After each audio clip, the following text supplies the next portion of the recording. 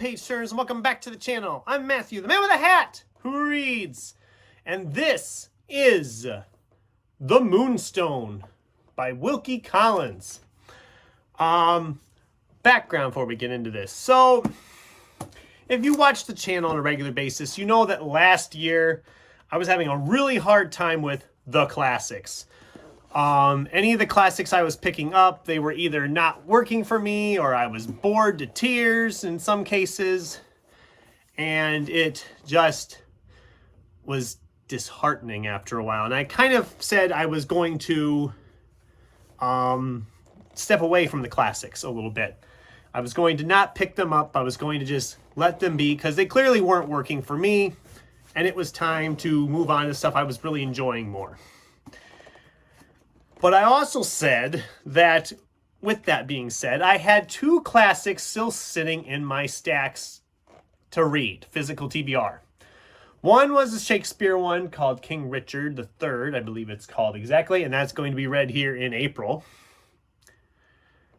And the other was Wilkie Collins' The Moonstone, a novel I had kept hearing about as being a really great detective novel.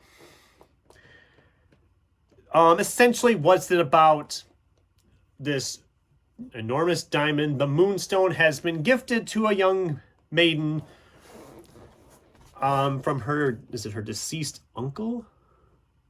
It's not going to tell me here. Anyway, she gets this thing on her birthday, and the next morning it's gone.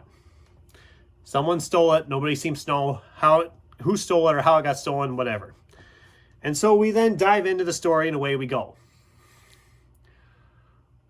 When it first started, I was really intrigued by it. I was pulled in pretty quickly. And I think part of that is because from what I read in the introduction, Mr. Collins was a contemporary of Charles Dickens. This felt very much like a Charles Dickens story when it started. So if you're a huge Charles Dickens fan and you haven't read this, this one is a good one to pick up. The character work was great. It's told from multiple points of view, kind of spread out over these different narratives that they've kind of turned into one of our characters who is trying to solve the mystery of what happened to the Moonstone. I'm not going to spoil anything and say who did it because that kind of defeats the purpose. But this book did lead me down different routes. I was like, oh, it's this person. Oh, no, it's not this person. It's this person. No, it's not that person either. Who is it? Who did it? So it's really good at that. I did have a couple little problems with it. One of the problems is, I mean, it's nearly 500 pages, this edition. And it does feel like it at times. It does feel like we kind of slog. One narrative in particular, the narrative contributed by Miss Clack, was only like 70 pages, but it just felt like the novel ground to a halt. And I don't want to be mean about that because her narrative is important to the actual story. But at the time, it just felt like we were slogging along with it. And there was a couple other parts in the first narrative from Mr. Gabriel Betteridge that felt like that too. It felt like we were slogging a little bit. Some of the slog feels cool because it's kind of like, oh yeah, it's this guy writing and he gets off on a tangent and doesn't even realize he's gotten off on the tangent.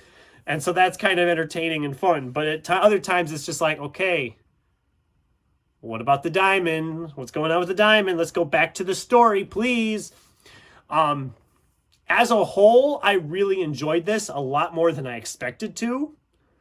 Like I said, this was a solid 4 stars. If it was just a little bit cut, I think in places, it was just kind of wound. What's the word I'm looking for? It was just like tightened up a little bit. I think this would have been a 5-star for me. I really enjoyed this. The detective story is something, I mean, I should read more of these classic detective stories, and this one just really worked for me. I really enjoyed this a lot more than I expected to. It was a very pleasant surprise in a month of some decent reads, if I'm being completely honest. So yeah, definitely check this out if you're a fan of detective stories, classic literature, Charles Dickens, because it does, like I said, it feels very Charles Dickens at times. I was like, I mean, a couple times I was like, I'm not reading Charles Dickens, am I? Because it very much felt like a Charles Dickens title. So yeah, those are my thoughts on The Moonstone by Wilkie Collins. I surprisingly enjoyed it a lot more than I expected to. And I know you're probably like, oh, is he going to pick up classics again? No, I'm not going to dive back into classics that soon. I have a lot of stuff to read, and the classics are not really pushing my buttons right now. I am going to pick up that Shakespeare one, like I said, here in April. But otherwise, I'm going to keep on sticking to the stuff I've enjoyed a lot. I have a lot of books I'm looking forward to. And if you saw my April TBR, April is going to be a really good month. I have a feeling I'm going to have a lot of 5-star reads or good reads in there. So what'd you guys think? Does this sound like a book you would enjoy? Have you read this book already? Am I off base with my statements about it feeling a little long? I'd love to hear from you in the comments down below. Thanks for watching, and until next time, keep turning pages.